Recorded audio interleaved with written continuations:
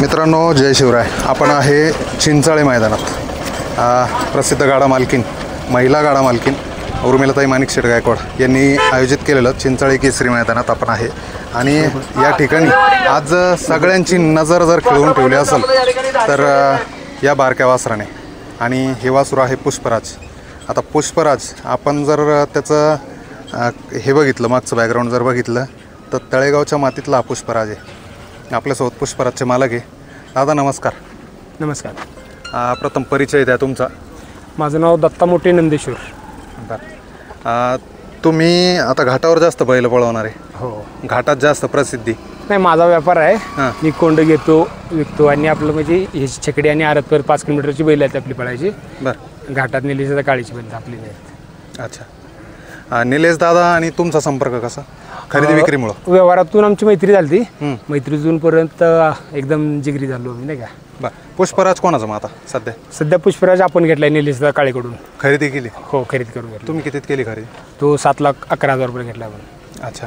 आणि निलेश दादाने आत्ताच खरेदी केला होता? हो, दादांनी ते जावेद पठाण म्हणून शाकीरचे तिकडचे, त्यांच्याकडून दादांनी घेतले. शाकीरने घेऊन दिला दादाला. तिथेही पळतो, घाटात 1 नंबर फायनल करत होता. परंतु आपल्याला वासरू आवडलेलं, कारण मी दादाला बरीच बैल दिली, त्यामुळे दादाकडून हक्काने वासरू आणली ना काही.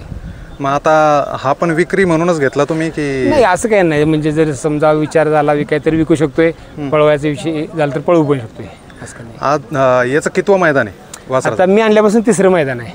बरं, किती वर्षाचं आहे सध्या? साधारण तर 15 महिने झाले असतील. 15 महिन्याचं. 3 मैदान झाले. 3 मैदानात किती काय रिझल्ट राहिला? चोराड्याच्या पहिल्या मैदानाला क्वार्टर फायनल राहिली गाडी, गुलाल भेटला. दुसऱ्या परत मैदानाला परवा 12 तारखेला केलं तर तिथं 2 नंबर केलेला. बरं. आणि आज ओपनला डायरेक्ट गुलाल भेटला आपल्याला. आणि 2 मैदान कोणाच्या गळ्यात होता? ह्याच्या अगोदर पहिल्यांदा क्वार्टर फायनल होता प्रशांत भाई डिसलीचा भिजल्या पण बैल होता विट्याचा, त्यांच्याबरोबर. परत 2 दुसऱ्या मैदानाला तो ह्याचा शेनवडीचा दत्ता शेठ रसाळचा सोन्यावर धोनी तो बैल होता, त्याच्याबरोबर 2 नंबर केलेला. आजचं नियोजन कसं लागलं? कारण की जलवा जर बघितलं आपण तर घाटात एक चांगल्या गतीचा बैल आहे, आणि जलवा सोबत वासराला टाकणं हे कितपत म्हणजे? आता कसं झालं तर सांगा, वासरू आदत आहे, त्यामुळे प्रत्येकाचं म्हणणं होतं की तुम्ही आदतलाच पळवा. 20 तारखेला सांगोला मैदान होतं, दादाचं शाकीरचं किंवा सगळ्यांचंच म्हणणं होतं की आदतला गाडी पळवू, 1 नंबर करेल. पण मला त्याचं स्पीड आणि कॉन्फिडन्स होता, त्यामुळे मी दादाला सांगितलं, दादा मला जलवा बैल पाहिजे, कारण गाडी ओपनला पळवायची. शाकीरला सांगितलं, शाकीर म्हणला ठीक आहे, ओके, गाडी पळेल चांगली, पळवा म्हणला. दादांनी पण देता वेळेस काही विचार नाही केला? दादा विचार केला असता, पण आपल्याविषयी करणार नाही दादा कधीच विचार. आणि दादांनाही माहिती आहे वासरू पळतं किती, नाही कधी. बरोबर. हो, कारण दादांनाही खात्री होती की गाडी राहिली 100%. आता खरेदी विक्री व्यवसायात किती दिवसापासून आहे तुम्ही? साधारण मी कोरोनाच्या नंतर म्हणजे 3 वर्ष झाली साधारण. आता या आतापर्यंतच्या काळामध्ये हे वासरू एकमेव असं लागलं का तुम्हाला तुमच्या दावणीला? नाही, आजपर्यंत माझ्या दावणीला म्हणजे कमीत कमी 100-200 वासरं अशी टॉपची विक्री झालेली आहेत. कारण की आपला व्यापारच टॉपची वासरं घेणे विकण्याचा आहे. कारण महाराष्ट्रात आरतपर क्षेत्रात म्हणा, पुणे जिल्ह्यात म्हणा, आता छकडी क्षेत्रात ह्या फकड्यांना नाव करायला चालू केले.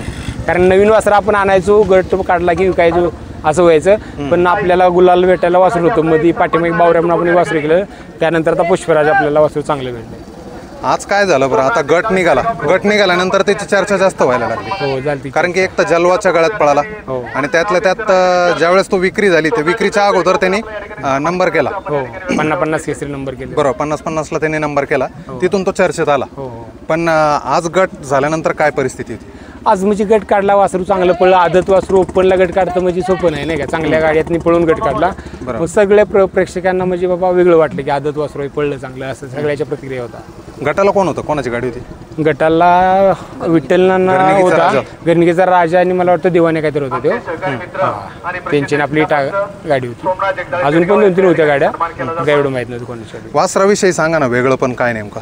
आता वासरात कसं माहिती आहे का, आता तुम्ही खरेदी विक्री आणि मुलाखत बघताना बरेचसे गाडा मालक पण बघणार आहे. हो, तर एक खरेदी विक्रीच्या याच्यातून दृष्टिकोनातून सांगा की वासरामध्ये काय गुण बघून तुम्ही खरेदी केलेली? काय होतं, प्रत्येक बैल हा घ्यायचा टॉपला जर पळवायचा असेल तर वासरा स्ट्रक्चर, पाय म्हणा, जात म्हणा, त्याला पॉवर किती आहे म्हणा, शरीर कात थोडंसं दाखवा ना त्याची शरीर जे आहे ना. आता जे आहे ना थोडंसं लांबट शरीर. आता हे जो आहे ना पल्ला म्हणा किंवा छाती म्हणा, छातीचा शेप, गळ्याला नाही का, परत ना कपाळा देखणं पण म्हणा, कारण हे कलर सांगतो त्याची जात किती, नाही का. बरोबर. कानकावळी बारीक, नजर, नाही का. परत वशील म्हणा किंवा पाठ म्हणा, पाठीमाग चौक, पाय, ह्या सगळ्या गोष्टीचं बारकाईने लक्ष करायला लागतं, तरच मग ते 1 नंबरमध्ये पळू शकतं. नाहीतर काही घ्यायचं आणि काही पळू शकत नाही. बरं. हो. नक्कीच पुष्पराज पळणार आहे आणि आज तुम्ही बघितलंच मैदानात त्याच्याजवळ होणारी गर्दी. आता तुम्ही तर खरेदी केला आत्ता रिसेंटली, किती दिवस झाले खरेदी करून? 20 दिवस झाले सर. आता आज मागणी झाली त्याला मैदानामध्ये? नाही, आज काही बरेच जण फोन आले तर भेटले, पण काय गडबडीच्या मैदानच्या आम्ही कोणालाच काही विषय घेतला नाही. मागणीचे काय बरेच जण फोन आले, पण कोणाचं उचलले कोणाचे नाही. आता मोबाईल तरी बंद झालाय, बघूया काय होते काय विषय. आता गाडीवर जॉकी म्हणून तुम्ही शाकीर भाईलाच ठरवलं होतं? हो, सध्या तरी आता शाकीरबाई इकडे आला की शाकीरबाई असतोय, आणि जर शाकीरबाई नसेल तर सूरज ड्रायव्हर बेंडोड्याचा असतो, तो आपल्या ड्रायव्हर फिक्स असतोय. हो, त्या दिवशी फायनलला सूरज ड्रायव्हर आणलेली गाडी चोराडमध्ये. बेंडोड्या सूरज. द्या शाकीर भाईंकडे द्या माईक. हो, शाकीर भाई नमस्ते. नमस्ते. काय सांगाल तुमच्या तळेगावच्या मातीमध्ये काय नेमकं गुण आहे असे की त्या तळेगावच्या मातीतून वेगवेगळे हिरे तयार होत आहे? आणि मी आजपर्यंत बऱ्याचशा मुलाखती झाल्या, त्या मुलाखतीतून पण सांगितलं की तळेगावची एकमेव माती अशी आहे की तिथून बरेचसे बैल घडत आहे. कारण आपण घ्यायच्या टायमालाच चांगले वासरं पाहून घेतो, फाउंडेशन ते त्या हिशोबानं वासरं घडासारखेच घेतो आपण. आता हा बैल कोणाचा होता नेमका? हे पाहिलं आपल्याच नवाबाईचा साल्यास होता जावीदचा. अच्छा. कारण पाहुणाच आपला त्याचा होता आणि चांगलं पण पळत होता तिकडं पण. आता ज्यावेळेस तुम्ही त्यांनी तुमच्या पाहुण्यांनी ज्यावेळेस मैदानात काढलं त्यावेळेस त्या दिवशी तुम्ही मैदानात नव्हते? नाही, तेव्हा मी छकडीवरून पडेल होता, हात दुखत होता. सगळं नियोजन करेल होतं आपण. चांगली गाडी पाहिली होती तेव्हा. गोलाला गाडी राहिली? गाडी गोलालाच होती तेव्हा. मोठ्या मैदानात फायनलला होती गाडी. काय कारण नियोजन त्यावेळेस नियोजन करायचं कारण काय? कारण की वासरू आदत होतं आणि आदतमध्ये पळायला पाहिजे. आता तुम्ही नेहमी गाडीवर बसता, मैदान बघताय पश्चिम महाराष्ट्रामध्ये. नेमकं ह्या कमी वयामध्ये 13-14 महिन्याचं वासरू त्याचं काही नाही, आदतला नाही. ओपनला पण कोणती पण गाडी मारू शकतो तो. त्याचा आदतचा काही विषय. काय बघितलं नेमकं त्याचं तुम्ही, म्हणजे एवढ्या कॉन्फिडन्सने कसं पाठवलं त्यांना? ते पळतो तेवढी गती आहे त्याच्यात, आपण हाणले त्याच्यामुळे आपल्याला तेवढा अंदाज येतो. कोणामध्ये फेरे घेतले होते? पहिले फेरे ते गेले आपण, तेव्हाच आपल्याला याचा अंदाज येतो फेऱ्यामध्येच काय करू शकतो वासरू. तेव्हाच आपण मैदानात काढतो. मग ज्यावेळेस विक्रीचा विषय आला त्यावेळेस निलेश दादाच तुम्ही चॉईस केले? दादाचा मला फोन आला आणि दादा म्हणे शाकीर आपल्याला तेवढा वासरू पाहिजेच. मग दादानं पण आपल्याला राजा ते दिले. दादाने बघितला होता? हा, दादांना म्हणजे याच्या अगोदर मैदानाची याच्या अगोदर चर्चा चालू होती दादाच घ्यायची, पण तेव्हा काही यावर झालता नाही. मग नंतर मैदानात आल्यावर दादा म्हणे मलाच पाहिजे. मग यांना काही अडचणी, दादा तुम्हालाच देऊ. 2 शब्द. पाहुण्याने कुठं खरेदी केलेलं? कुठून खरेदी केलेला? आपल्या बापूपूरकरच्याच गाडीतला वासरू देऊ. अच्छा.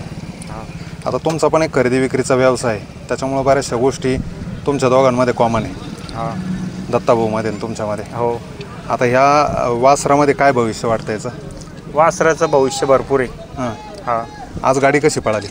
आज गाडी चांगली पळाली. जर फायनलला मधून असते ते 1-2 मध्येच खेळली असती गाडी. आता गटाला घरनिकेचा राजा होता. हो, ते पण गाडी चांगली पळती, काही विषय. गाडी आज राजाला पण कुठेतरी चांगली लागली. त्याच गाडीले माग. नक्कीच त्याचा काही विषय नाही. राजाला गती पण चांगली लागली होती आज. हा, उतार चढ चालूच राहतं जीवनात, त्याचं काही नाही. ती पण जलवा विषय काय सांगाल? जलवाचं हे दुसरं मैदान आहे? हा, जलवाचं दुसरं मैदान आहे. पहिलं मैदान जे झालं ते मानाचं मैदान होतं, पेडगावचं मैदान माहिती होतं. जलवा या हिशोबाने आणला आपण. जलवा नव्हता अन्नाचं इकडं पळायला, पण पुष्पाला पण चांगले टॉपचे पहिरे होत नव्हते. वायदीचा विषय येत होता. अच्छा, म्हणजे वासरू पळत असताना सुद्धा वायदीचा विषय येतो? हा, जास्त. कारण त्यानं पण त्याची पण परिस्थिती नाही एवढी वायदी द्यायची. मग त्या हिशोबाने दादाचे आपले संबंध घरचे. दादाने एका शब्दावर बैल पाठीला. गाडी पण चांगली पळाली आणि वासरू पण ओपनच्या मैदानात चर्चेत आला. कारण आता आदातला कुठं पायरा करायचं म्हणलं तर अडचण येणार नाही. नक्कीच. चिमण्याचं काय झालं? चिमण्या आणि रायना होता आज. हा, त्याच्याविषयी सांगा. त्या गाडीवर पण तुम्हीच होता? हो. तर काय झालं त्या गाडीचं नेमकं? काय नाही, थोड्यावरून गाडीने मार खाल्ला. चालू राहतात 19-20. हा, रणजी चालूच राहते मैदानात, काही नाही. नक्कीच. प्रत्येक दिवस आपणच जिंकू शकत नाही. जाता जाता दत्ताभाऊंकडे द्या. दत्ताभाऊ, तुमचं प्रॉपर गाव कुठलं? माझं प्रॉपर गाव आता तसं नंदेश्वर, सोलापूर जिल्ह्यात मंगळवेढ तालुक्यात येते नंदेश्वर गाव.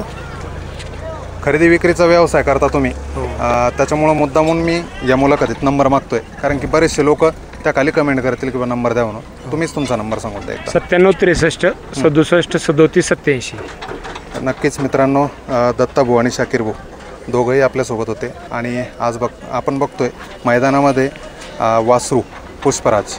हा पुष्पराज आला आणि एक वेगळी ओळख या ठिकाणी निर्माण करून गेला. तर नक्कीच तुमचं अभिनंदन असेल आणि पुढील वाटचालीसाठी शुभेच्छा असतील दादा. धन्यवाद. थँक्यू.